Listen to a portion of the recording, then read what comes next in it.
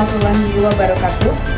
Wilujeng siang pamirsa, patepang deui sareng simkuring Lisnakani Rahayu dina program Warta Hage. Simkuring bade ngadugikeun informasi anu panganyarna ngeunaan kasus ODGJ dihamilan ku salah sahiji warga setempat di Pasir Halang, Jawa Barat. Geger, kasus ODGJ dihamilan ku salah sahiji warga setempat di Pasir Halang, Jawa Barat anu ngaresahkeun warga. Video ieu direkam ku salah sahiji warga nu aya di lokasi.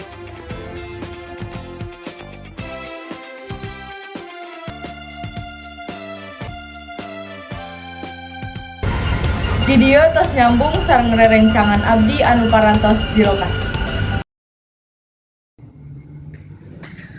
Wilujeng siang Ibu. Wilujeng siang, Neng. Abdi bade naros sakedi kumaha kaayaan putri Ibu saatos kajadian. Ibu kacida sedih Neng. Henteu nyangka putri Ibu anu gaduh kasakit jiwa tiasa katarajang musibah sapertos kieu. Jeung Ibu oge henteu terang saha nu tos ngalakukeun ieu ka anjeunna. Di dieu abdi atau sareng Ibu Ketua RT. Ibu kumaha tanggapan ODGJ nu aya di lingkungan ieu teh? Kacida prihatin Neng, urang sadaya warga kantos ningali anjeunna tapi teu aya nu terang kumaha persis dugi ka hamil. Urang sadaya oge atos lapor ka pihak berwenang. Urang sadaya miharep aya perhatosan ti pamarentah.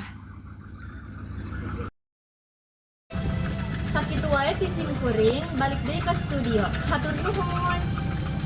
Pamirsa, rupina mung sakitu siaran Warta Hage dinten ayeuna. Hatur nuhun. Wassalamualaikum warahmatullahi wabarakatuh.